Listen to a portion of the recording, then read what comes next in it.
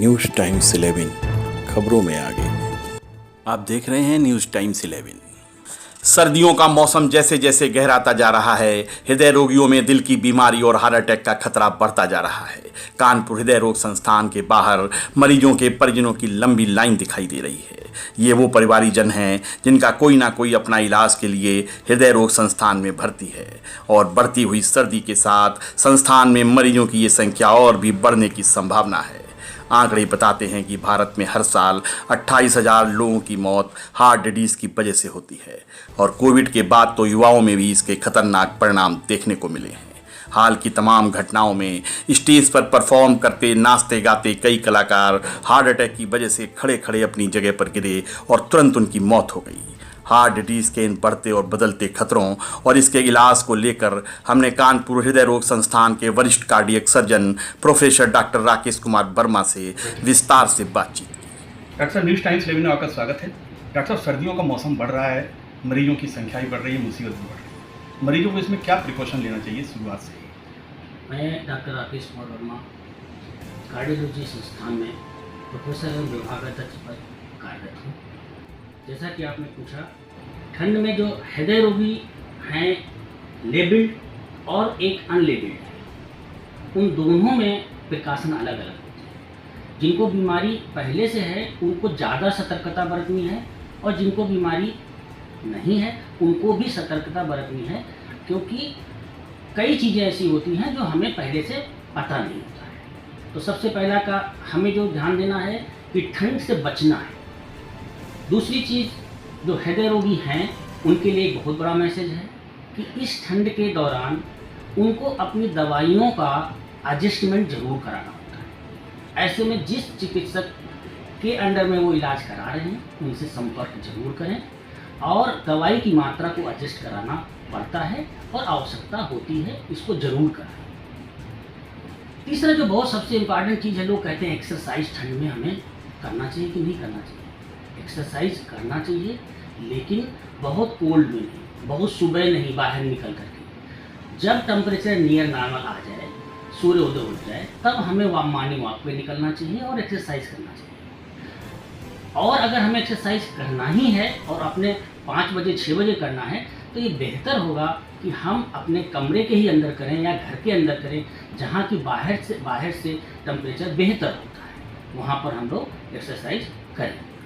सबसे इम्पॉर्टेंट चीज़ क्या है कि कोल्ड को क्यों माना गया है खतरा? क्योंकि ये जो कोल्ड होता है शरीर में दो चीज़ों पे बड़ा प्रभाव पड़ता है। एक तो ये है कि मरीज का बीपी शूट करता है, दूसरा शुगर, ब्लड शुगर अनियंत्रित होता है। दो चीज़ें जो होती हैं कोल्ड का हमारे शरीर पे बहुत ही एडवर्स इफेक्ट है। एक तो बीपी बढ़ना, दूसरा शुगर बढ़ना। इसलिए इन चीज़ों पे ज़्यादा फोकस रहना चाहिए, क्योंकि यही चीज़ें हार्ट अटैक को जन्म देती हैं। सबसे इम्पॉर्टेंट चीज़ मैं यहाँ और बताना चाह रहा हूँ कि कोल्ड प्लस यंगर एज, जो इस समय ज़्यादा से ज़्यादा हार्ट अटैक पड़ रहे हैं, उसका कारण जो समझ में आ रहा है, जो हम लोगों का एक अनुमान है, स्टडी अभी आना बाकी है, वो है कोविड। तो कोविड ने प्रत्यक्ष या अप्रत्यक्ष रूप में हर किसी को पकड़ा है। जिस किसी को लक्षण हो गए उनको तो दिखाई पड़ गया, और जिस किसी को लक्षण नहीं हुए तब भी वो कोविड प्रभाव जरूर किया है। तो कोविड ने हमारे शरीर की हृदय की धमनियों को कई तरह से प्रभावित किया है, क्योंकि कोविड के इन्फेक्शन के बाद में हमारी जो वेसल के अंदर की वाल्व होती है, जिसको हम एंडोथेलियम बोलते हैं, उसको वो डैमेज करता है। उस डैमेज होने के कारण जो हमारा दूसरा कोविड का प्रभाव ये है कि जो हमारा ब्लड है वो हाइपर कोआगुलेबल हो जाता है। मतलब जो आरबीसीज जो है यूजुअली बिखरी हुई होती हैं, वो क्लम्प्स में तैयार हो जाती है। तो ऐसी परिस्थिति में जब हमारी दीवार कमज़ोर हो और साथ में क्लम्प्स हो, तो थक्का चिपकने के और थक्का फिर प्रोपोगेट बढ़ करके रुकावट करने के लिए प्रतिबद्ध हो जाता है। ये हमारे शरीर की संरचना ही ऐसी है। तो कोविड ने जो किया है, ये दो दुष्प्रभाव उसके जो सबसे इम्पॉर्टेंट हैं, उसके कारण हमने देखा है कि अभी यंग पॉपुलेशन को ज़्यादा से ज़्यादा हृदयाघात हो रहा है और उनकी डेथ हो रही है।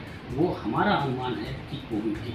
इसलिए कोविड का वैक्सीनेशन को विशेष ध्यान देना है। प्रॉपर टाइमिंग पे जो हमारा बूस्टर डोज है उसको लेना चाहिए, और जो खून पतला करने की दवा है जो इकोस्प्रिन बोलते हैं या लो डोज एस्प्रिन बोलते हैं, उसका रेगुलर सेवन करना चाहिए।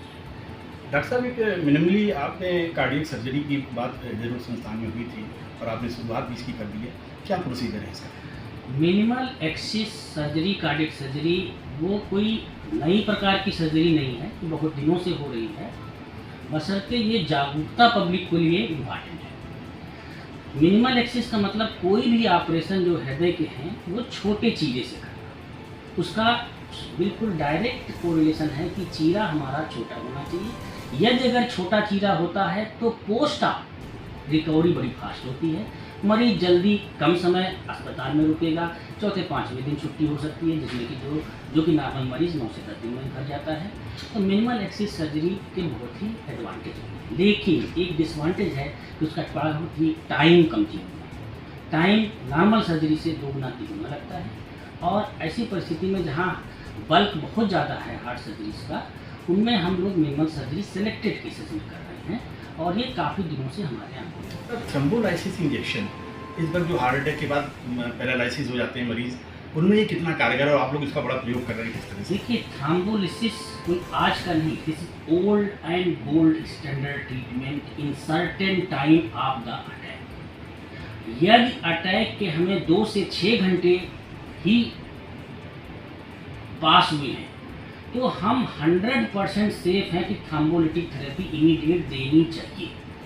उससे क्या होगा कि क्लाट उस समय साफ होता है और वो डिजॉल्व हो जाता है, इमीडिएट सर्कुलेशन इस्टेब्लिश हो जाता है। तो टाइमिंग इज वेरी इंपॉर्टेंट है, 2 to 6 आवर। लेकिन अगर 6 आवर के बाद में आ रहा है तो अटैक का पेशेंट आ रहा है, तो उसमें थ्रोम्बोलिसिस का बहुत अच्छा रोल नहीं रह जाता है। नंबर दूसरी चीज़ है कि इस थ्रोम्बोलिटिक थेरेपी को, क्योंकि ये क्लाट को डिजॉल्व करता है, समझने की बात है, क्लाट कहीं पर भी गया हो, चाहे ब्रेन में गया हो या और भी कहीं में हाथ में गया हो, पैर की नसों में गया हो, वहाँ भी इतनी ही प्रभावी होती है।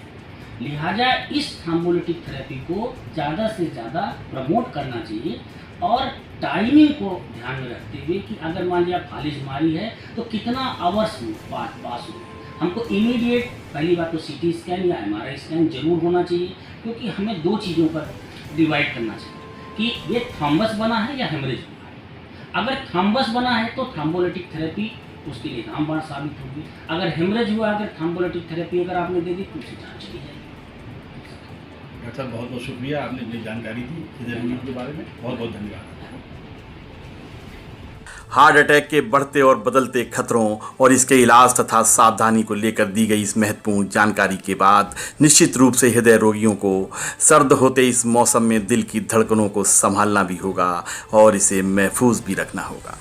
कैमरा पर्सन सुमित पांडे के साथ संतोष बाजपेयी, न्यूज़ टाइम्स 11 कानपुर।